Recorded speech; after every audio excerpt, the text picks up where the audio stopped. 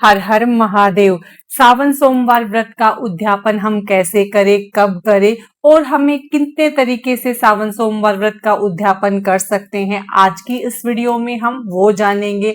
तो चलिए हम अपनी वीडियो शुरू करते हैं। सावन मास का अगर आपने सिर्फ सोमवार का व्रत किया है तो आप सावन सोमवार व्रत का उद्यापन 24 अगस्त को करेंगे, क्योंकि उस दिन सावन का आखिरी सोमवार है। अगर आपने सावन के पूरे महीने का व्रत किया है तो आप अपने व्रत का उद्यापन 28 अगस्त पूर्णिमा के दिन करेंगे। सावन सोमवार व्रत का आप उद्यापन 3 तरीके से कर सकते हैं। पहला है, आप पंडित पंडिताइन को घर पर बुलाकर उनसे पूजा करवाकर और उनको भोजन करवाकर दान दक्षिणा देकर अपना उद्यापन कर सकते हैं। या फिर आपने सावन के चारों सोमवार को मंदिर में जाकर पूजन किया है तो आप दान का सामान मंदिर में लेकर जाए, वहां पूजा करें और वहां जाकर आप अपना उद्यापन कर सकते हैं।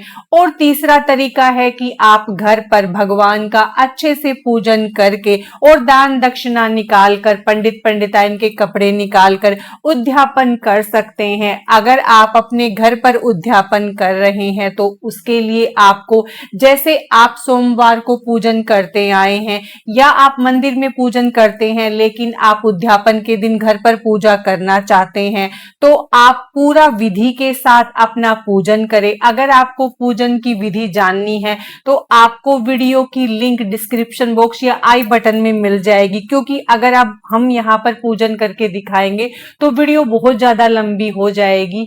तो आप पहले अपना पूजन कर ले और जब आप पूजन करते हैं तो जैसे हमने पहले दिन संकल्प लिया था वैसे ही हम पूजन करने के समय फिर से संकल्प लेंगे। हाथ में थोड़ा सा जल, अक्षत, पुष्प और थोड़ी सी दक्षिणा लेकर आप अपना संकल्प करें कि भगवान, मैंने आपके सावन के 4 सोमवार व्रत का नियम लिया था और आज मैं अपना संकल्प पूर्ण कर रही हूं। आप मेरी कामना, जो भी कामना आपने की है वो कामना पूर्ण करें, या आपने कुछ कामना नहीं की तो आप हमेशा मुझ पर कृपा बनाए रखें। इस तरह से आप संकल्प करेंगे। फिर आप पूरे विधि के साथ भगवान का पूजन करेंगे। उसके बाद आप जो भी दान करना चाहते हैं, अगर आपकी सामर्थ्य है तो आप जितना ज्यादा करना चाहे उतना कर सकते हैं। अब हम जो चीजें सोमवार व्रत के दिन दान कर सकते हैं या पंडित पंडिताइन को दे सकते हैं उस बारे में जान लेते हैं। तो अगर आपका सामर्थ्य है तो आप ज्यादा कर सकते हैं। अब दान के लिए सबसे कम वस्तु हम क्या निकाल सकते हैं वो सबसे पहले हम जान लेते हैं। अगर आपका सामर्थ्य नहीं है तो आप पहले, भगवान के लिए हमें सफेद वस्त्र निकालना होता है तो आप एक रुमाल ले सकते हैं। माता गौरी के लिए भी हम रुमाल ले लेंगे और उसके ऊपर हम दक्षिणा, आप रुपए का भी सामर्थ्य नहीं है तो आप 5-5 रुपए रख सकते हैं। उसके बाद माता गौरी के लिए एक बिंदी का पत्ता ले सकते हैं। आप चाहें तो चूड़ियां दे सकते हैं या सिर्फ आप एक बिंदी का पत्ता भी रख सकते हैं। अगर आपने पहले दिन माता गौरी को श्रृंगार का सामान अर्पित कर दिया है तो उद्यापन के दिन जरूरी नहीं है, लेकिन आप चाहते हैं तो उद्यापन के दिन भी आप माता के लिए श्रृंगार का सामान निकाल सकते हैं। उसके बाद कुछ न कुछ मीठा आप जरूर दान करें, तो उसके लिए आप चीनी ले सकते हैं। तो ये सामान हम दान के लिए निकाल सकते हैं। अब आप और ज्यादा कर सकते हैं तो उसके लिए आप भगवान के लिए एक गमछा ले, या आप चाहें 1.25 मीटर जैसे आप कपड़ा खरीद सकते हैं तो उसकी जगह पर आप एक गमछा खरीद ले, क्योंकि जब आप गमछा दान देंगे तो वो कोई ना कोई जरूर इस्तेमाल करेगा। तो आप एक गमछा ले सकते हैं सफेद, भगवान शंकर के लिए। और माता के लिए आप ज्यादा कुछ नहीं कर सकते तो एक चुनरी खरीद ले। आप चुनरी बस काली और नीली हमें नहीं खरीदनी, बाकी आप कोई भी कलर की चुनरी ले सकते हैं।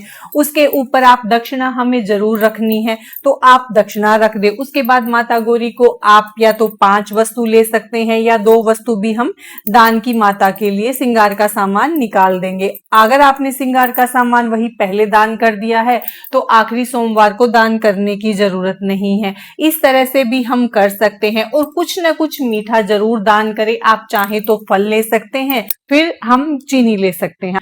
आप चीनी ले सकते हैं इसकी जगह मिश्री, या आप कोई मिठाई लेना चाहते हैं तो वो भी आप दान कर सकते हैं। आप इस तरह से भी सावन सोमवार व्रत का उद्यापन कर सकते हैं। अब अगर आप बहुत ज्यादा उद्यापन, मतलब दान के लिए अच्छे से कपड़े दे सकते हैं तो वो देख लेते हैं। तो आप माता गौरी के लिए सबसे पहले आप हरा, लाल, सिर्फ नीला और काला हमें नहीं लेना है। आप या तो सूट ले सकते हैं या आप हरे रंग की या लाल रंग की कोई भी साड़ी ले सकते हैं। ये माता पार्वती के लिए आप वस्त्र निकाल सकते हैं।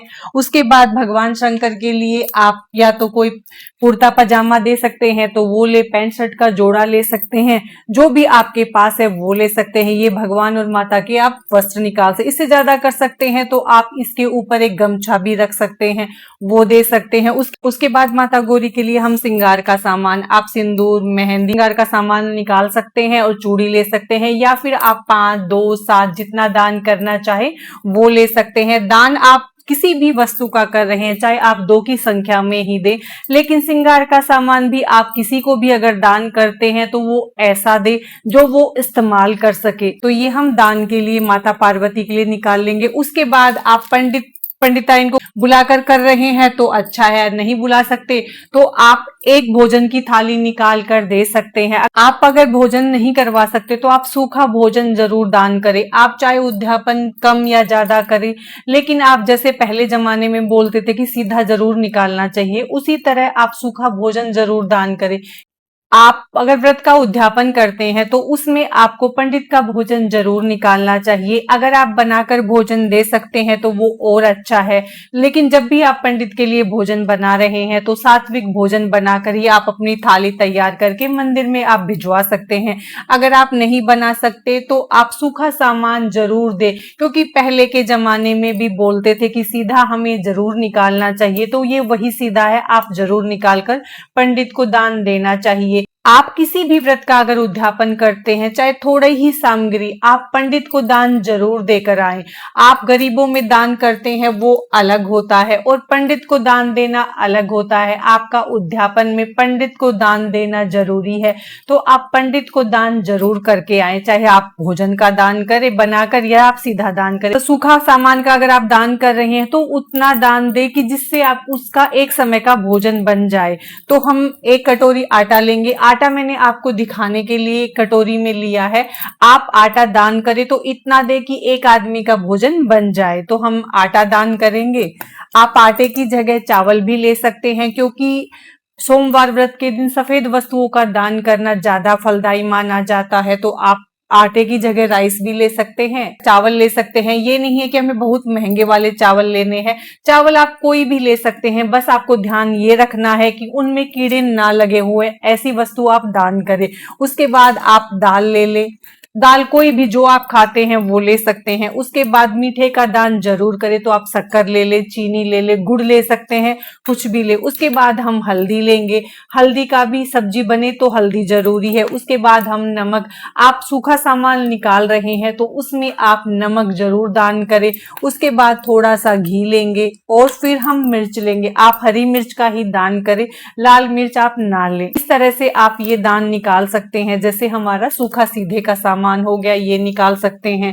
फिर आप कोई भी दान करते हैं, कुछ भी करते हैं, तो उस पे आप दक्षिणा जरूर रखें, खाली ना करें। जो भी आपका श्रद्धा से, आप ज्यादा भी कर सकते हैं, कम भी कर सकते हैं, तो हम ये ले लेंगे। और अगर आप ये पूरा नहीं निकालना चाहते, सीधे की थाली अगर आप चाहते हैं कि हम नहीं इतना निकाल सकते, आप सिर्फ 1 लोटा चावल दान भी कर सकते हैं। अगर आप इतना सब नहीं करना चाहते कि आप वस्त्र दान नहीं करना चाहते हैं, तो आप सिर्फ 1 लोटा चावल दान कर सकते हैं। चावल की जगह आप चीनी भी ले सकते हैं, जो आप करें वो दान कर सकते हैं। आप पंडित को जाकर ये दान दे सकते हैं। इसमें आप दक्षिणा 10, 20, 50, 100 जो रखना चाहते हैं वो रख सकते हैं। आप चावल दान कर रहे हैं तो उसके साथ थोड़ा मीठा ले लें। आप इसकी जगह थोड़ी सी कटोरी में एक चीनी लेकर ये दोनों चीजें भी आप दान करके अपने व्रत का उद्यापन कर सकते हैं। या फिर आप इतना भी नहीं करना चाहते हैं तो आप सिर्फ फल लेकर उसका दान भी कर सकते हैं। इस तरह भी आप अपना उद्यापन कर सकते हैं। आप उद्यापन को कितना भी बढ़ा सकते हैं या कितना भी कम कर सकते हैं। आपको जो सामग्री उद्यापन के लिए आपने सोच ली है हमें क्या दान करना है, जब आप अपने घर में सुबह पूजन करेंगे तो उस समय आप जो भी दान के लिए सामान निकाला है वो आप जहां आप पूजा कर रहे हैं, चाहे मंदिर में, चाहे आप अलग से चौकी लगा कर रहे हैं, उस टाइम वो सामान आप वहीं पर रख ले, वो भगवान को अर्पित करें। उसी के बाद ही आप उसका दान करें। पहले आप अच्छे से अपना पूजन कर ले और सामान को आप वहीं रख कर पूजन, आरती, कथा सब कुछ कर ले। उसके बाद आप इस सामान को लेकर मंदिर में चले जाएं और मंदिर में आप दान करके आ जाए। दान करने से पहले आप जल लेंगे और उसके ऊपर से हम 3 बार घुमा देंगे और फिर उसको ऐसे चुस्कार लेंगे। इस तरह से हम अपना पहले करेंगे। उसके बाद आपने जो भी दान के लिए वस्तु निकाली है, पहले आप उसका दान करके आएंगे, उसके बाद ही आप अपना भोजन करेंगे। इसको हम सावन सोमवार व्रत है, उसी दिन हम उद्यापन करेंगे, तो आप उद्यापन का सामान सुबह दान करके आ जाएं। व्रत आप जैसे करते आए थे वैसे ही करेंगे। सावन मास के पूरे महीने का आपने व्रत किया है तो उसका उद्यापन भी आप इसी तरह कर सकते हैं। सावन पूर्णिमा के दिन हमें उद्यापन करना है तो सुबह आप स्नान आदि से निवृत्त होकर अपना पूजा की चौकी लगाए और उद्यापन का जो सामान आपको दान करना है वो दान का सामान आप निकाल लें और उसका दान करके और उसी को भी इस तरह से मिनस कर आप पंडित को दान करके आ जाएं।